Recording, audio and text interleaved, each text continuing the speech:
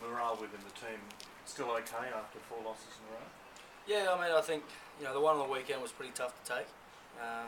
We had a good lead up into the game. Everyone was feeling quite positive about the result, and unfortunately we didn't get the result we were after. But back to training now. I mean, most of the boys seemed good. Weights, everyone was upbeat and looking forward to a new challenge. We don't have long. Obviously Friday we play playing against the Highlanders. It's obviously an unfamiliar position for you to be in. Is it hard sort of maintaining that optimism? Oh, not really, because it's not so much. I mean, there's nothing really to be too negative about. I think we're creating those chances. We're getting in the team's 22s quite easy, but then once we're there, we're just maybe a drop ball or just some executions dropping off a little bit there. So I mean, I don't think we're too far away from clicking. A couple of those 50-50 balls stick, and we score those 4 tries because we had a lot of opportunities there. And that's what it's all about, isn't it? Just you've got to finish off those half breaks, haven't you? Oh, absolutely. The competition's so tight at the moment that any team you're playing against, if you don't play your best football, you can lose. So there's those opportunities there that we're creating and we're getting those opportunities, which is pleasing, but we're just not finishing. It's a longer season, so I mean you can turn things around, can't you? Yeah, well, that's what I've been saying after most the press match conferences that we're playing a lot of the Australian sides, the teams that have beaten us. With this new competition, you get another crack at them. So I mean, it's just a matter of beating them next time when we play them, and we're right back in it. And playing it in McCargill against Otago, I mean, they're very tough physically and they're playing pretty good footy at the moment, aren't they? Yeah, they are. They're using the ball well. They seem to have a lot of confidence, I think, in the way they're playing. And obviously, as you say, they've been getting some good wins. The one at the Highveld when they beat the Bulls there was a pretty impressive win. So we know it's going to be a tough match for us, but again, it's a great opportunity for us to get the season going for us. Just on the Brumbies attack, is it a bit of a work in progress with Steve obviously coming in as the attacks coach? It'll take a while for his ideas to infiltrate and sort of become the norm. Even though you can do them at training, doing them in game situations not so easy.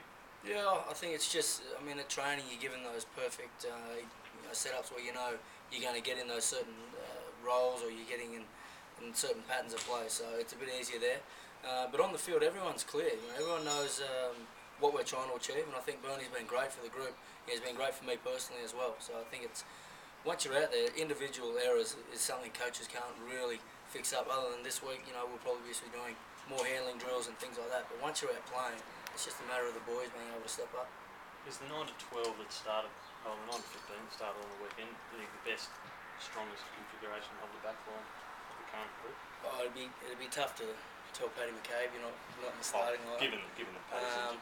Yeah, well, given that Paddy's injured. Yeah, on the weekend I thought things were quite good. I think Coopy enjoyed a bit more room at fullback. Obviously Andrew Smith played really well at outside centre. And for me personally, with Christian outside me, I thought when Robbie came on he played really well, but with Christian outside me he gives me a lot of talk and I really enjoyed playing with him on the weekend. There is a lot of versatility there. Is there a bit of scope to shuffle things around the game maybe until you get that polish, I suppose, it's lacking? Yeah, I think on the weekend that any time we got in any multiple phases that the game got killed a little bit as far as there were penalties or it was slow, so you couldn't get into too much structure. I think the longer that the game goes on, the more you're able to see that versatility. Whether Christian will go to first receiver at times and I get a bit wider, or Andrew Smith goes to first receiver, or I think the longer the game goes, the more you can see that versatility. But on the weekend it was quite stop-start. I think obviously 2 tries to 1, and they went until the back end of the game. So a lot of it was just penalty kicks and just trying to build points and build pressure. But would you be able to move to 12 personally? No, I've said it all year. So I've been asked this plenty of times. I'm happy to play anywhere where the boys, where we're going to be best, more dangerous, and where we're going to get the best results. So I think that's just a matter of the coaching staff. But for me, I'm enjoying playing for the Brumbies this year, and wherever I play, I'm happy. And what do you know about Invercargill? It's cold. I know it's going to be cold there. I don't think the crowd will be cheering for us. They're the 2 things I can count on. And Bernie too yesterday said that the Cooper decision sort of weighed on him a little bit. Is it affecting the playing group at all? Oh, not really. I said it before the captain's run that these decisions and contract talks, it's always individual. For me, I've always approached it as it's just that individual's choice. There's nothing you can do, and I don't try and get involved in it because there could be something that's weighing on his mind why he's deciding. So you can't control that. and I don't think any player should have a say in what another player should be doing. So, irrespective of his decision, it should be made by this weekend's game. Is that going to feel like a bit of a weight off the shoulders? Maybe not only him, but for the team as well. well, I don't think the team's.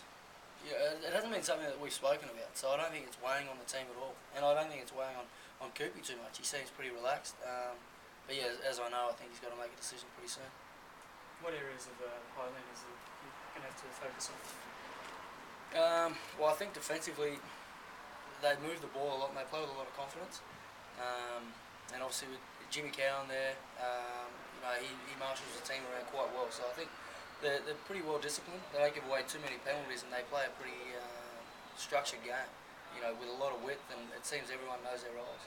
Yeah, I mean, they've been quite strong at the breakdown in most of the games by the one against the Crusaders. Yeah, well, I think if you look across the board, a lot of the teams have put a stronger emphasis on the breakdown, and that's something where on the weekend I thought we made huge steps forward, but we've got to make more steps forward again.